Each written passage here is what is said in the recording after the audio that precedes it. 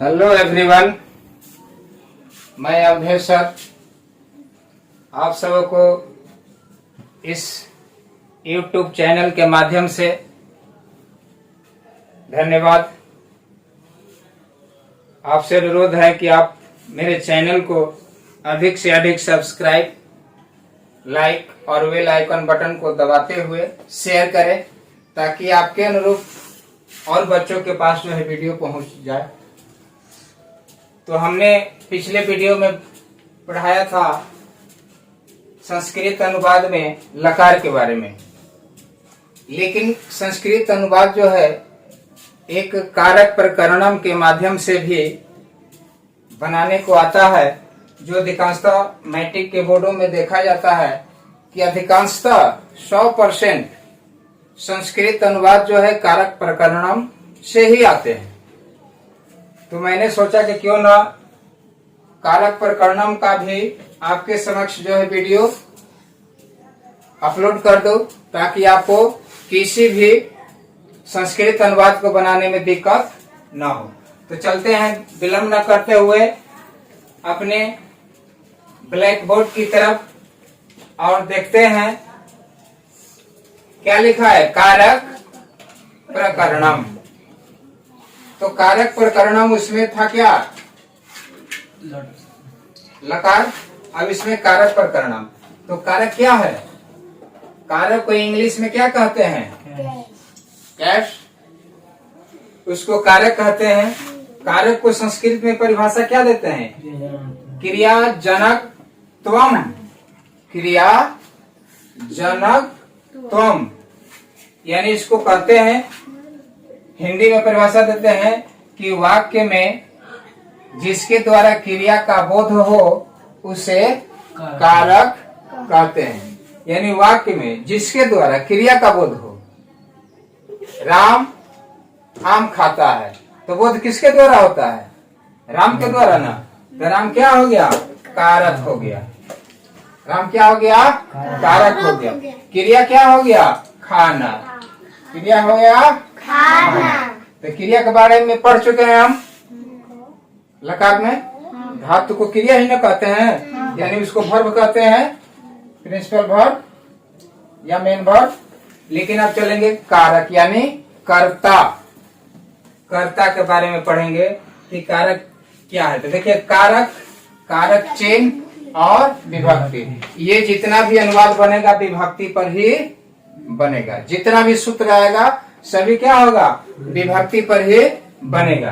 तो देखिए कर्ता के चिन्ह, ये कारक का नाम है और ये कारक के चिन्ह है, सभी कारक के चिन्ह हैं। और किस चिन्ह के अनुरूप कौन सा विभक्ति लगता है लिखा है, कर्ता ने। इसका कर्ता का चिन्ह क्या है, कारक चिन्ह ने।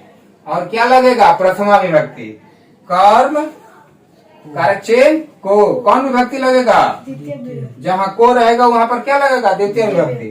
कारण से कौन सा विभक्ति लगेगा, तृतीय विभक्ति। संप्रदान का के लिए कौन सा विभक्ति लगेगा, चतुर्थी विभक्ति। अपादान से कौन सा विभक्ति लगेगा, पंचमी विभक्ति। अपादान से हो गया। संबंध का के की रा रे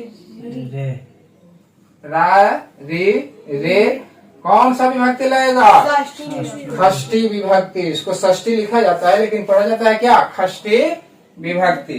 अधिकरण कारक, अधिकरण कारक का कारक चिन्ह क्या है, में पै पर। कौन सा विभक्ति लगेगा, सप्तमी विभक्ति। संबोधन, संबोधन ये कारक है, इसका कारक चिन्ह क्या है, हे हो अरे। कौन सा विभक्ति आएगा, अष्टमी विभक्ति। ये अष्टमी विभक्ति बहुत कम ही आपको मिलता है, लेकिन कहीं इर्द गिर्द मिल जाता है, तो आपको ये भी जानना जरूरी है। हे हो अरे, चिहाकर नहीं बोलते हैं, जो क्या बोलते हैं इसको इंग्लिश में, विस्मयादिबोधक सेंटेंस। क्या हो गया, उस तरह का अनुवाद आता है ना बनाने के लिए। तो संस्कृत में भी वैसे अनुवाद आपको दिया गया है। तो सबसे पहले हम कारक के बारे में जान गए कारक के चिन्ह है। अब कारक के विभक्ति के अनुरूप जो है अब चलेंगे किस पर, सूत्र पर। ये सभी जो है कारक प्रकरणम जो है किस पर आधारित है, सूत्रमाला पर आधारित है। सबका जो है सूत्र है, उस सूत्र के अनुसार ही क्या बनेगा, संस्कृत में अनुवाद बनेगा। तो हम लोग चलते हैं अब ब्लैक बोर्ड के अगले भाग पर कारक प्रकरणम के लिए। तो हम अब आ गए अपने नेक्स्ट कारक प्रकरणम सूत्र पर, जो ब्लैक बोर्ड पर आपको दिखाई दे रहा है। तो चलते हैं विलंब न करते हुए कारक प्रकरणम के सूत्र पर। देखिए लिखा हुआ कारक प्रकरणम। अनुवाद बनाने के लिए सभी सूत्र जो है आपको याद करना पड़ेगा, सीखना पड़ेगा। तो समझिए, यहाँ पर शांति से बैठ जाइए और समझिए। कारक प्रकरणम बता दिए, कारक का चिन्ह, विभक्ति, प्रथमा विभक्ति से लेकर सप्तमी विभक्ति, ठीक है। तो विलंब न करते हुए हम चलते हैं अपने सूत्र की ओर। देखिए सभी विभक्ति पर यह सूत्र जो है क्या है, आधारित है, और उसी के अनुसार जो है आपको बनाना है। तो एक सूत्र के बारे में समझ लीजिए कैसे लिखना है, उसके बाद सारे सूत्र को आपको लिख लेना है। नोट्स पेन पेपर निकाल लो और निकालने के बाद जो है लिखना चालू कर दीजिएगा वीडियो देख करके। जैसे है कर्तरी प्रथमा, पहला सूत्र क्या है, कर्तरी प्रथमा। प्रश्न आएगा, मैट्रिक एग्जाम में पूछता है, परीक्षा में जो है बोर्ड की परीक्षा में पूछता है कि कर्तरी प्रथमा से आप क्या समझते हैं, उदाहरण दे। कर्तरी प्रथमा से क्या समझते हैं, उदाहरण दे। तो क्या लिखेंगे, इसका उत्तर लिखेंगे, सीधा उत्तर लिख देंगे और लिखेंगे क्या कि इस सूत्र का तात्पर्य है कि, इस सूत्र का तात्पर्य है कि कर्ता कारक में प्रथमा विभक्ति का प्रयोग होता है, जिसे हम कर्तरी प्रथमा कहते हैं। उत्तर कैसे लिखेंगे, एक प्रश्न का उत्तर जान लो, उसी तरह सब में सजा करके लिख देना है। इस सूत्र का तात्पर्य है कि कर्ता कारक में प्रथमा विभक्ति का प्रयोग होता है, जिसे हम कर्तरी प्रथमा कहते हैं। जैसे राम विद्यालय जाता है, तो राम विद्यालयम गच्छति। तो राम क्या है, राम न जा रहा है, तो कर्ता का बोध राम को न हो रहा है, सब्जेक्ट का केस हम लोग पढ़ते हैं, नोमिनेटिव केस है, नोमिनेटिव केस यानी कर्ता कारक। तो कर्ता कौन है, राम है, तो राम में पहला विभक्ति लग गया राम, जैसे विभक्ति बालक का क्या चलता है, बालका, बालकाओ, बालका। तो एक बालक है, एक राम है, तो रामा लग गया। उसी तरह उक्ते कर्तरी प्रथमा, इसमें भी उसी तरह लिखेंगे कि इस सूत्र का तात्पर्य है कि,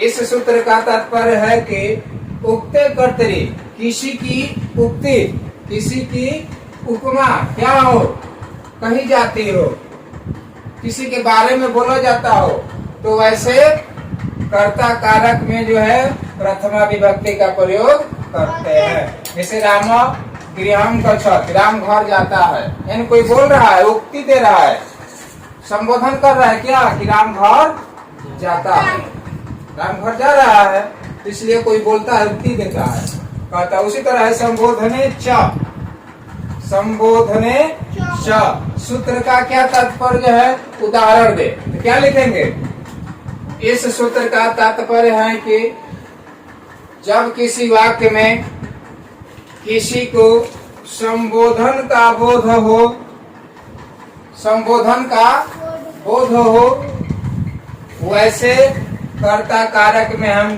प्रथमा विभक्ति का प्रयोग करते हैं। जैसे देखो यहाँ पर संबोधन क्या है, हे राम यहाँ आओ, यानी भाव से बोल रहा है, संबोधन कर रहा है आपको, हे राम यहाँ आओ।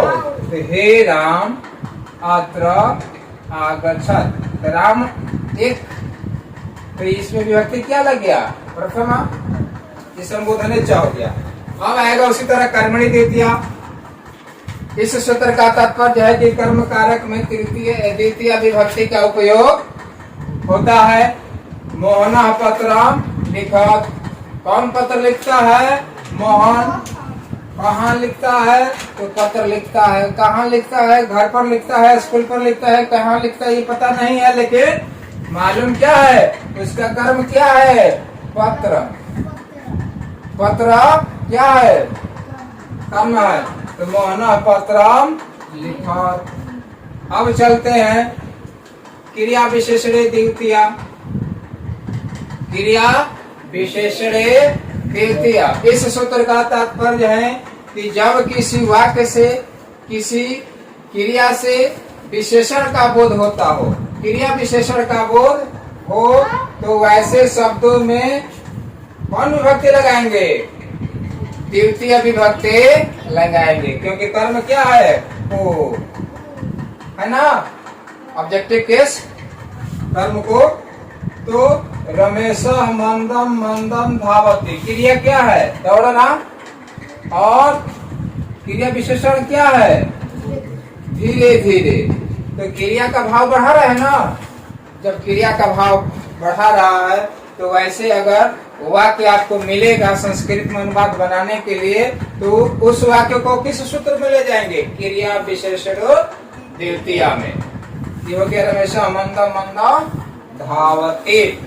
अब आएगा, देखिए बहुत ही टॉप 10 क्वेश्चन है। काला ध्वनोरत्यंत संयोगे द्वितीया। काला ध्वनोरत्यंत संयोगे द्वितीया।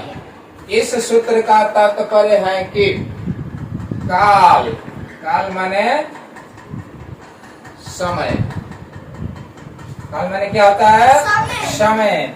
ध्वनो अत्यंत संयोगे, यानी ध्वनि का भी बोध हो, मार्ग का भी बोध हो, तो वैसे वाक्य आते हैं तो इसमें कौन सी विभक्ति लगाएंगे? द्वितीय विभक्ति लगाएंगे। तो काला ध्वनो रत्न संयोगे द्वितीय, इसका परिभाषा लिखेंगे कि इस सूत्र का तात्पर्य है कि जब किसी शब्द से समय का बोध हो, मार्ग का बोध हो, दूरी का बोध हो, तो ऐसे शब्दों में हम क्या लगाएंगे? द्वितीय विभक्ति का प्रयोग करेंगे। जैसे नदी कोस भर टेढ़ी है। नदी क्या है? कोस भर टेढ़ी है। हमारे बच्चे बता रहा है ना, संयोग कर रहा है ना समय का, कितना है? तो कोस भर।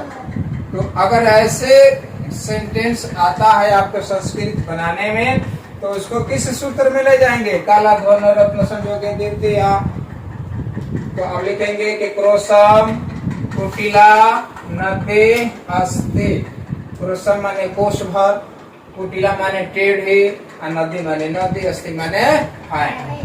चलेंगे अगला, कर्ण तृतीया। इस सूत्र का तात्पर्य है कि कर्ण कारक में तृतीय विभक्ति का प्रयोग होता है। तो कर्ण कारक का चिन्ह क्या है? से। तो से आएगा, तो यहाँ पर क्या है? अहम कलमेन लिखा में, मैं या मैंने कलम से, मैं कलम से लिखता हूँ। हो गया अहम कलमेन। तो कलम से इसमें जुट रहा है ना, तो इसमें क्या होगा? तृतीय विभक्ति का प्रयोग कर देंगे। बालकेन तो कलमेन हो गया, लिखाम लकार के अनुसार हो गया। अब चलेंगे अपवर्गे तृतीया। अपवर्गे तृतीया उदाहरण क्या है? सहवर्षण व्याकरण अलिखत। वह जो है 1 वर्षों से व्याकरण क्या कर रहा है? लिखता है। तो कहता है कि अपवर्गे तृतीया, इस सूत्र का तात्पर्य है कि जब किसी शब्द से समय अवधि का बोध होता हो, जैसे प्रेजेंट परफेक्ट कंटिन्यूअस टेंस में पढ़ते हैं ना, सिंस और फॉर का प्रयोग, तो उसमें समय का बोध होता है कि नहीं होता है? उसी अनुरूप से इस सूत्र में इसको संबोधित किया गया है कि वह एक वर्षों से व्याकरण क्या कर रहा है? लिखता है। 1 वर्षों से यानी समय का बोध हो रहा है ना, तो यही आएगा अपवर्ग तृतीया में कि इस सूत्र का तात्पर्य है कि कालवाची और मार्गवाची यानी लंबे समय का बोध होता हो, समय अवधि का बोध हो, तो उस सूत्र को क्या कहेंगे? अपवर्ग तृतीया। कौन विभक्ति का प्रयोग लगाएंगे? तृतीया विभक्ति। सवर्षण व्याकरण अलिखते। तो देखो यहाँ पर अलिखती है, तो अ लगा है, किस लकार में है? लंग लकार। ये भी पहचान देना, हम लोग गलत उच्चारण कर रहे थे। अलिखती तो लंग लकार है यानी भूतकाल है, तो क्या होगा इसका? वह 1 वर्षों से व्याकरण लिखता था। और लगा है ना, इस पर हम लोग ध्यान नहीं दे रहे हैं। अलिखती यानी लिखता था 1 वर्षों से। सहार्थे तृतीया, नेक्स्ट चलेंगे। सहार्थे तृतीया, इसका लिखेंगे कि इस सूत्र का तात्पर्य है कि सह के अर्थ में, सह माने क्या होता है? सह माने साथ होता है। जब किसी के साथ का बोध होता हो, अगर वह क्या गया, राम मोहन के साथ घर गया, वह कलम से लिखता है, वह गिलास ले पानी पीता है, वह लोटा से पानी पीता है, सब आता है ना? हाँ? तो वैसे अगर सेंटेंस आता है, अनुवाद आता है, तो उसको किस सूत्र में ले जाएंगे? सहार्थे तृतीया। यानी इस सूत्र का तात्पर्य है कि जब कोई व्यक्ति किसी व्यक्ति के साथ के अर्थ में बोध होता हो, तो वैसे शब्दों में तृतीया विभक्ति का प्रयोग करते हैं। जैसे राम मोहन के साथ खेलता है। राम खेलता है किसके साथ? मोहन के साथ ना, तो मोहने न हो गया सह क्रीडा। राम मोहन के साथ खेलता है। ये नांग विकार। इस सूत्र का तात्पर्य है कि जब किसी शरीर के किसी अंग का खराबी का बोध होता हो, बेकार अंगों का बोध होता, अगर सेंटेंस आएगा, अगर सेंटेंस आया तो समझेंगे कि इस अंग से खराबी का बोध हो रहा है, विकार का बोध हो रहा है, तो उस शब्द में कौन सा विभक्ति लगाएंगे? तृतीया विभक्ति। ये नांग विकार लिखेंगे कि इस सूत्र का तात्पर्य है कि जब किसी अंग से विकृत खराबी का बोध होता हो, तो उस अंग में क्या लगाएंगे? तृतीया विभक्ति लगाएंगे। जैसे वह दोनों पैर का लंगड़ा है। दोनों पैर का लंगड़ा है, दोनों पैर लंगड़ा हुआ ना, पैर अंग का बोध हो रहा है ना, तो पैर में कौन सा विभक्ति लगाएंगे? तृतीया विभक्ति। सह द्विपादेन, देखो ये द्विपादेन खंजः अस्ते, तो दोनों पैर का लंगड़ा है, तो इसमें तृतीया विभक्ति हो गया। तो तनिक भी हिचक नहीं करना है, सूत्र को लिख लेना है, बारी से अपने नोट निकाल करके नोटबुक लिख लो और उसके बाद इसको बनाओ, कहीं से दिक्कत नहीं हो। अब आएगा इत्थम भूत लक्षण। इस सूत्र का क्या तात्पर्य है? तो ये सूत्र क्या कहता है कि इस सूत्र का तात्पर्य है कि जब किसी शब्द से किसी व्यक्ति विशेष की पहचान होती हो, किसकी पहचान? किसी व्यक्ति विशेष की पहचान होती हो, तो उस शब्द में तृतीया विभक्ति का प्रयोग, कौन विभक्ति का?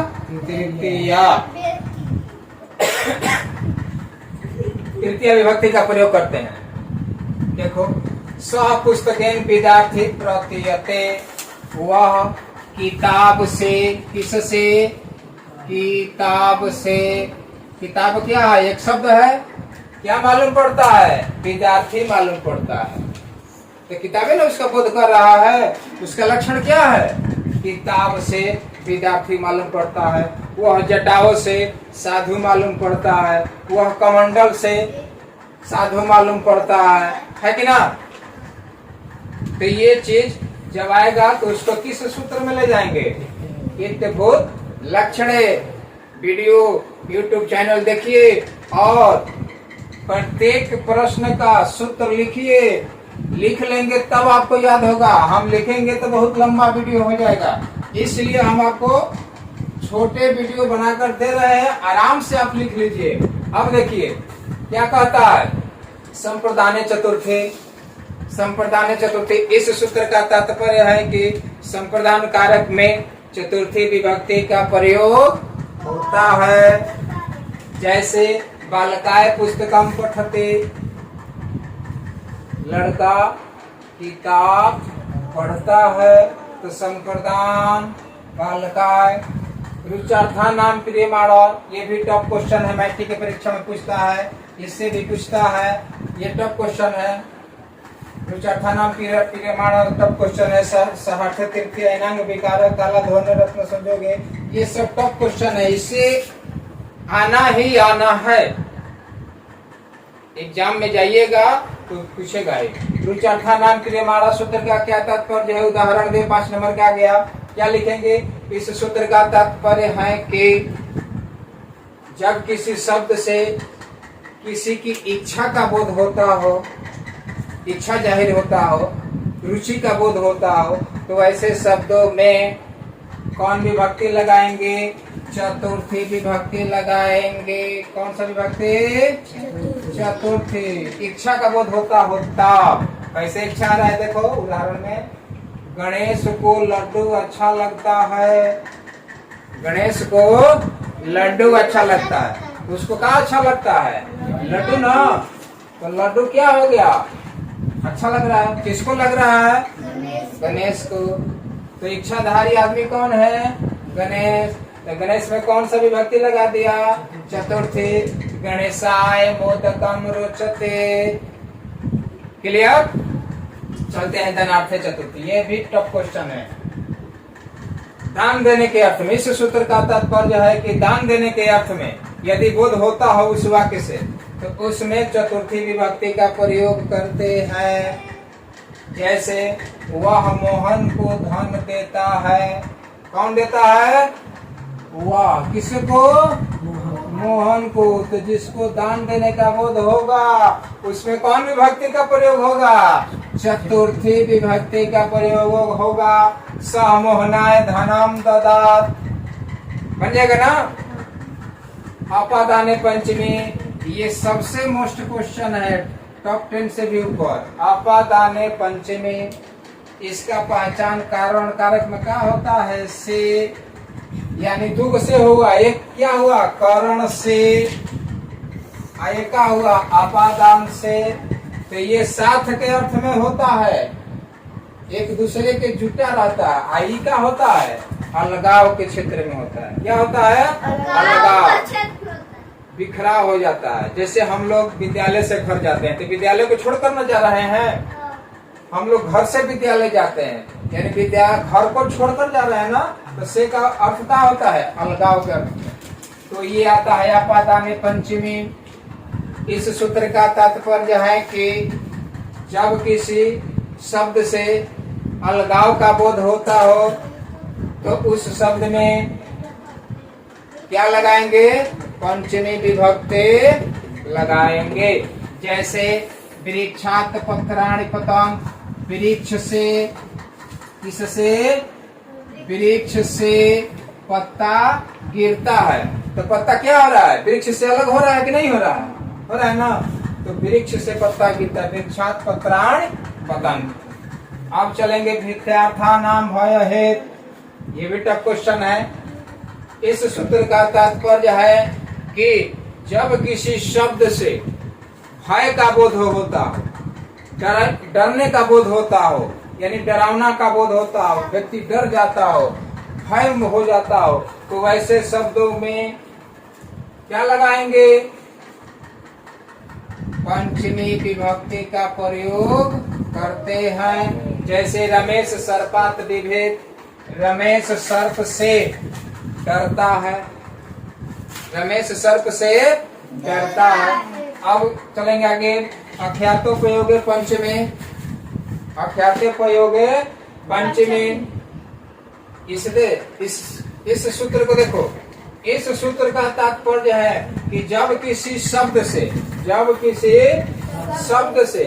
किसी व्यक्ति के द्वारा वाचक किया जाता हो, ख्याति कही जाती हो, ख्याति की प्राप्ति होती हो, तो वैसे शब्दों के साथ कौन सा विभक्ति लगाएंगे? पंचमी विभक्ति लगाएंगे। जैसे सह रामात कथाम श्रृणोत, वह राम से, किससे? राम से क्या सुनता है? कथा सुनता है। तो ख्याति है ना, तो वही कहता कि ख्यातोपयोगे पंचमी, जिससे किसी ख्याति का, प्रवचन का अनुवाद आता हो, खुद होता हो, तो वैसे अनुवाद को किस में ले जाएंगे? अख्यातोपयोगे पंचमी। सह रामात कथाम श्रृणोत, वह राम से कथा सुनता है। आगे चलेंगे। अपेक्षार्थे पंचमी। इस सूत्र का तात्पर्य है कि जब किसी शब्द से विशेष महत्ता का बोध होता, विशेष शब्द का बोध होता हो, तो वैसे शब्दों के साथ कौन सा विभक्ति लगाएंगे? पंचमी विभक्ति। जैसे विद्या धनात् गरियास, विद्या से बढ़कर क्या है? धन है। विद्या धन से बढ़कर है। विद्या धन से, किससे? धन से। विद्या धनात्, तो तुम्हारा हो रहा है ना, धन से भी बढ़कर क्या है? विद्या है। तो विद्या धनात् गरियास। आगे चलेंगे। षष्ठी चनादरे। इस सूत्र का तात्पर्य है कि षष्ठी विभक्ति में क्या आता है? संबंध का के की रारे री आता है ना। तो इस सूत्र का तात्पर्य है कि संबंध कारक में षष्ठी विभक्ति का उपयोग करते हैं। जैसे सर्वे बालकान फलम खादेव, सभी बालक को फल खाना चाहिए। तो किसको खाना चाहिए? सभी बालक को आया षष्ठी चनादरे। तो ये है सर्वे बालकान फलम खादेव। अब है नेक्स्ट अधिकरणे सप्तमी। यानी इस सूत्र का तात्पर्य है कि अधिकरण कारक में सप्तमी विभक्ति का प्रयोग होता है। किसके अर्थ में? में के अर्थ में। जैसे वे गांव में रहते हैं, ते ग्रामे बसंती, वे गांव में रहते हैं। तो ये हो गया अधिकरणे सप्तमी। तो प्रथमा विभक्ति से लेकर कहाँ तक आ गए? सप्तमी विभक्ति तक आ गए ना। तो यहाँ तक आपको जो है कारक प्रकरणम पढ़ना है। इतना जब आप लिख लीजिएगा तो आपको संस्कृत में अनुवाद कहीं से बनाने में हिचक नहीं होगा। तो अब आप पेन पेपर ले लें और YouTube चैनल खोल करके इसको बारी बारी से सबका परिभाषा लिखो, उदाहरण लिखो और नोटबुक में तैयार कर लो। तो इसके साथ अब मैं अपने वीडियो को एंड करता हूं। इसके साथ मैं आपसे अनुरोध करूंगा कि आप मेरे smart science Buxar official YouTube channel को अधिक से अधिक बच्चों के पास जो है सब्सक्राइब करें और शेयर करें, ताकि बच्चे जो है आपके जैसा वो भी सीख पाए घर पर बैठकर ही। इसके साथ ही अब मैं वीडियो को एंड करता हूं। जय हिंद, जय भारत, थैंक्स।